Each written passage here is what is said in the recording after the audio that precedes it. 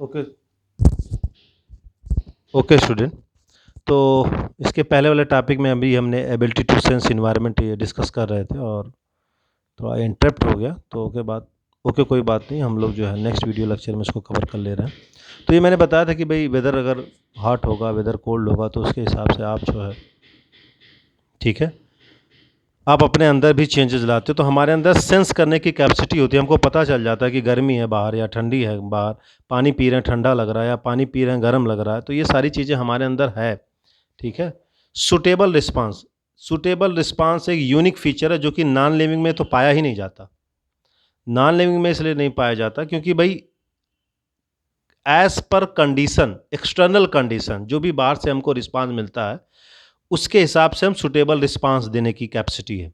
जैसे अगर बाहर ठंडा है तो हम अपने अंदर क्या करेंगे, हम तुरंत जाएंगे घर में, बाहर बहुत ज़्यादा ठंडा है, गर्म ठंडी का समय है, तो हमारा दिमाग बताता है कि भाई ऐसा है कि अब हमको क्या करना है, हमको जो है जैकेट स्वेटर ये सारा पहन लेना। गर्मी बहुत ज़्यादा है तो हम उसी हिसाब से बिहेव करते हैं, बारिश हो रही है हम उसी हिसाब से बिहेव करते हैं।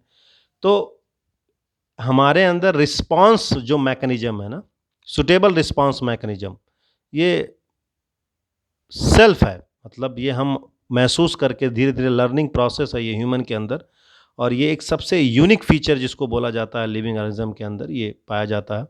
उसके बाद अगर हम और भी चीज़ें ऐड करना चाहें, चाहे जैसे मेटाबॉलिज्म आप ले लो, तो metabolism self replicate, metabolism self organise, living organism के अंदर सेल्फ ऑर्गेनाइजेशन होता है, टाइम से वो अपना जैसे भूख लगे खाना खाना, भूख लगे, ठीक है ना, नहीं भूख, और बाकी सारी चीज़ें, प्यास लगी है पानी पीना, तो सेल्फ ऑर्गेनाइज होते हैं।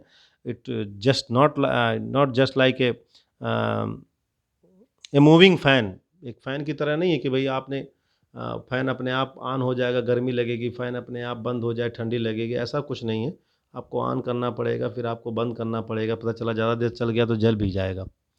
तो ये सब ऐसे ही मैं बता रहा हूँ आपको, मतलब मैं ये कह रहा हूँ कि लिविंग ऑर्गेनिज्म जो है वो सेल्फ ऑर्गेनाइज है, सेल्फ रिप्लिकेट करने की कैपेसिटी है। मेटाबॉलिज्म आप देखो, मेटाबॉलिज्म में पूरा ये जो डाइजेशन प्रोसेस है ये पूरा ही आता है, और पूरा मेटाबॉलिक एक्टिविटी में आप देखो डाइजेशन, जब जिसमें जो कि मेन पर्पज़ है, जब भी जो कुछ हम खाते हैं तो उसमें डाइजेस्ट होकर के वो छोटे छोटे मॉलिक्यूल में कन्वर्ट होकर उसके बाद वो एसिमिलेट होता है हमारे बॉडी में। हमारे बॉडी में फ़ैट भी स्टोर है, हमारे बॉडी में प्रोटीन भी फॉर्म होता है। तो ये सारी चीज़ें हम डाइट के थ्रू कंप्लीट करते हैं, कुछ हमारे अंदर ऐसे भी प्रोटीन फॉर्म होते हैं। तो ये मेटाबॉलिक एक्टिविटी में ढेर सारे बायोमोलिक्यूल जो कि बायोकेमिकल रिएक्शन कहा जाता है जिनको, तो मेटाबॉलिज्म वाले पार्ट में, मेटाबॉलिज्म वाले टॉपिक में हम इसमें डिस्कस करेंगे। तो सबसे पहले मैं आता हूँ बायोकेमिकल रिएक्शन क्या होती है। दोज केमिकल रिएक्शन मेटाबॉलिज्म में हम बायोमोलिक्यूल्स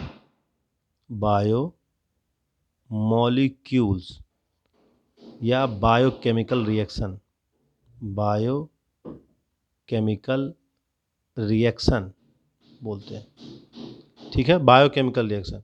तो बायोमोलिक्यूल या बायोकेमिकल रिएक्शन, मैंने बोला कि बायोकेमिकल रिएक्शन क्या है, those chemical reaction which takes place in living body, जिसमें कि बायोमोलिक्यूल फॉर्म होता है। बायोमोलिक्यूल जैसे सेलुलोज है, आपका बताओ, हमारे अंदर प्रोटीन है, ठीक है ना, फैट है, ग्लाइकोगन है, प्लांट के अंदर स्टार्च है, ये सब बायोमोलिक्यूल हैं।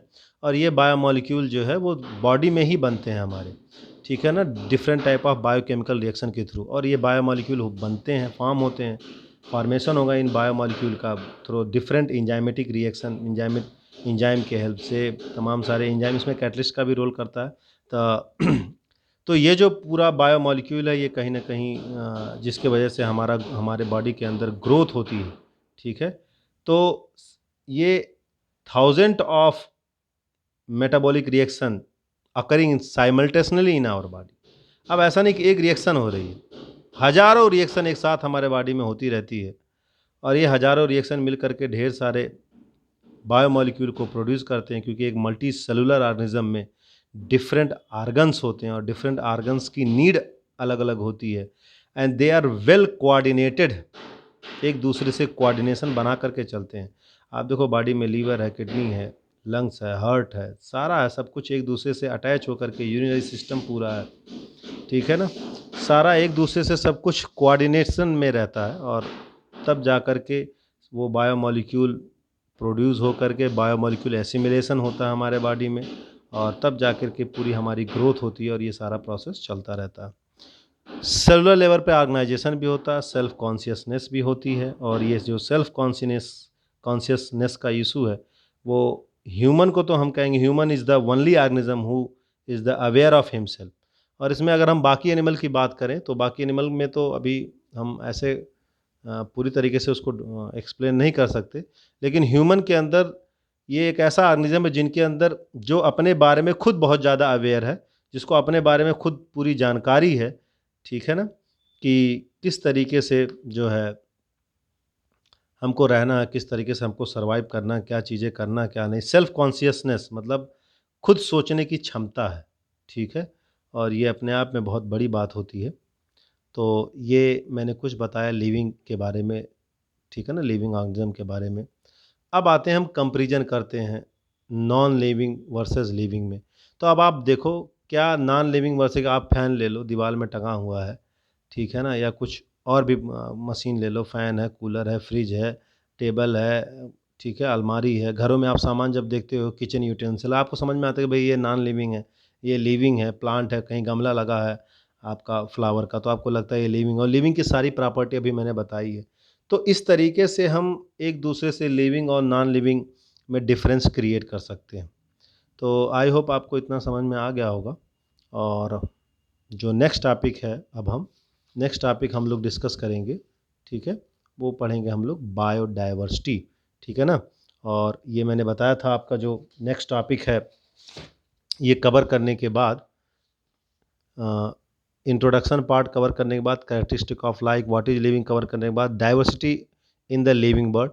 तो diversity in the living world, इसमें हम बायोडाइवर्सिटी के बारे में पढ़ेंगे। किसके बारे में पढ़ेंगे? बायोडाइवर्सिटी के बारे में, ठीक है, बायोडाइवर्सिटी के बारे में पढ़ेंगे, ठीक है। Okay student.